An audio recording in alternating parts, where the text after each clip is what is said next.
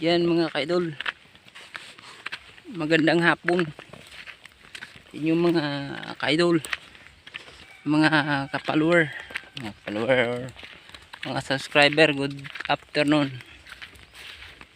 Pupunta po tayo sa ating farm para magdilig ng fertilizer sa ating sitaw po, mga kabayan, mga ka-farming.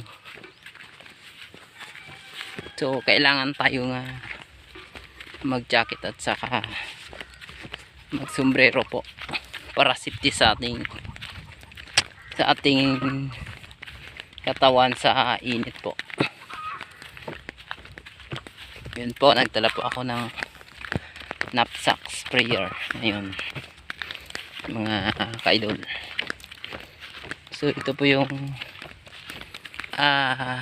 pakanting lote nga aming dinaanan palagi mga kaidol. Mga bakanting lote dito, mayroon pong sakahan dito ng aming katabi dito sa kabila, pero hindi siya nagtatanim ng gulay mga kaidol. Mga ano lang, root crops lang init na niya po, tulad ng kamuti po. Hindi siya nagtanim ng gulay, kamuti, balanghoy, mani po, mga tanim niya mga kaidol sa kabilang farm. So ang farm namin po may talaga nagtatanim kami ng mga gulay, saka iba't ibang mga gulay tulad ng ampalaya, sili, matis, sitaw. Yun, sobrang init po kaidol, panahon alas 2 na po, pero mainit, sobrang init. Yun ang kargahan namin ng mga gulay mga kaidol. Nanyo po kargahan namin ng gulay, yung kalisa na yan, chariot or kalisa po mga kaidol.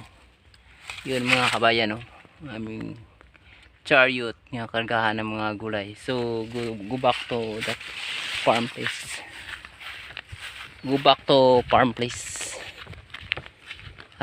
magdilig po kami ngayon ng fertilizer sa aming sitawan or sitaw farm mga ka-idol. I will go to sitaw farm. Tingnan niyo po ang kabila naming mga taniman sa kabila, mga mais po mga kaidol. Mais at saka balanghoy.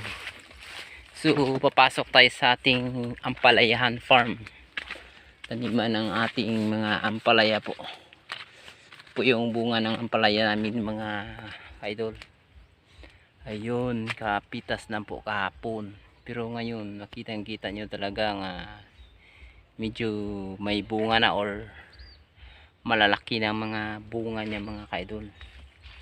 Ayun, so go tayo sa ating sitaw plantation mga kaidol. Sitaw plantation, nag-spray po kami kanina dito sa aming ampalaya farm.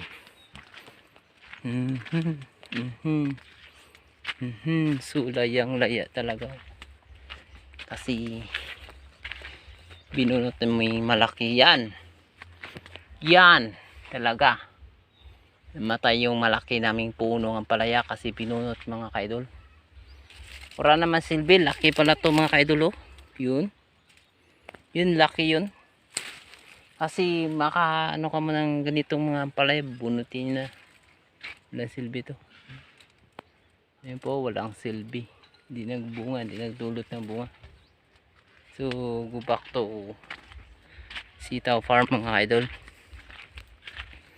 Pangit naman tubo ng palaya namin, parang iba mga puno muntik na matay. Iba talaga ang klase nito ang palaya mga idol, ibang mga variety. Di talaga maka ano sa palayang, yung palayang mistisa maganda. Yan, puputulin na to kaya yata mga partner. Putulin natin to. Bunutin na din to. Wala yun, lalaki to eh. Yan, tingnan nyo mga kaidol oh. Pupunutin na laki ng puno ang palaya na to. Pero walang bunga mga kaidol. Laki-laki talaga siya. Bunutin natin nyo to. Ayan mga kaidol. Tingnan nyo po ang puno yung laki. Pero hindi nakapagsubok ng bunga. Walang talagang kwenta ang palaya na lalaki mga kaidol. Gastos na gastos lang sa mga fertilizer. So I will go to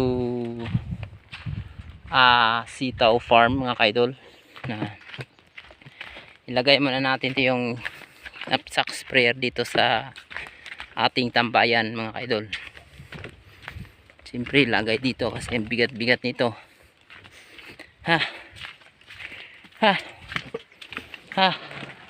Kalo, kunin mo making kalo. Ilagay ko yung knapsack sprayer ko. Ayan. Yan, di ba? Yan, di ba? Ito yung dala-dala kong knapsack sprayer mga kaidol. Ayun, kitang-kita yung dala kong knapsack sprayer. Okay, pupunta tayo sa ating sitaw farm kasi magdilig kami ngayon. Broadcast detail.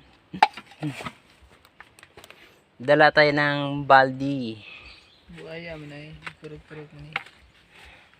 Sana yung pansalok natin na para sa dilig nga sitaw natin or sukatan ng ating fertilizer. I can go to part ng ating sitaw or sitaw section po. So tingnan niyo po aming sitaw section this time mga ka-idol kung gaano ka ganda yung tubo niya ha. Tingnan niyo po ha mga ka-idol. So tingnan niyo po mga sitaw namin ha. Ito yung sitaw namin mga ka-idol. Yun o, kitang-kita yung mga bulaklak na yan. Hindi pa kami nakapitas. Mula pa yung pagbulaklak or pagputot mga ka-idol. Pero makita mo talaga ang ganda ng kanyang pamulaklak. Ang dasok-dasok mga ka-idol or ang dami. Yun. Nagputot na po mga ka-idol. Baho naman. Yun mga ka-idol o. Ano nyo po ha. Magandang hapon sa manonood ngayon sa aking videos. So yung alaga namin sitaw, walang alaga talaga, maganda mga spray yung ginagamit namin dito mga ka-idol.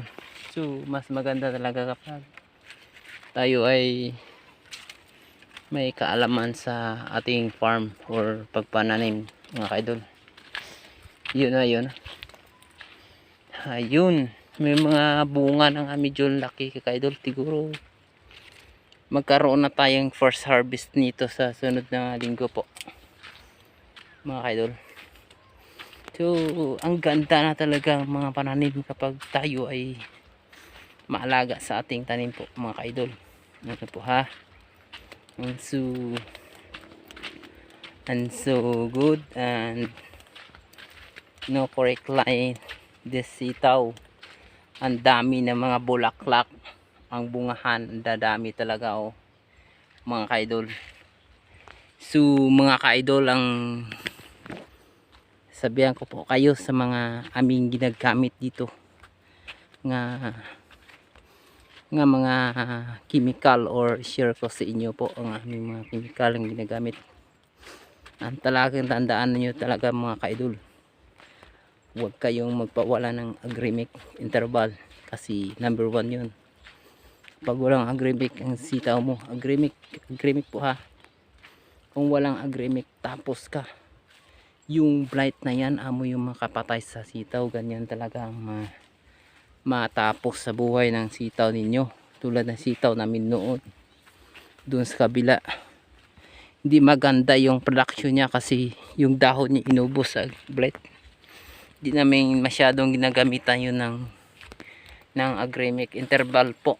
At sa panduhan yung gagamitin nyo pong number 1, ang pinakamaganda rin yung gold po para sa mga ulod niya. At saka lanit po, kahit tatlong ano lang po, tatlong chemical ang gamitin nyo, basta maganda lahat, okay sitaw nyo. Saka ang pagdilig nyo ng fertilizer bawat kung kayo ay nagsimula ng pitas, bawat pitas talaga, pagkatapos nyo magpitas, magdilig kayo agad ng fertilizer. Isang drum po, lagyan nyo po ng, kung bata pa, 4 lang ka kilo. Pero kung maliliit pa po, o kung malalaki na po, 6 pa 8 ka kilo isang drum po mga kaidol.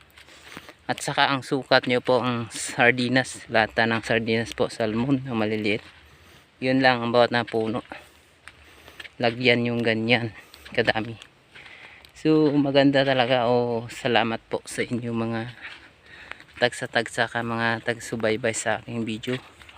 Kung mayroon kayo maaral or makuha nga information sa aking video po, please lang po pa-subscribe sa aking channel. Salamat and God bless you. Thank you.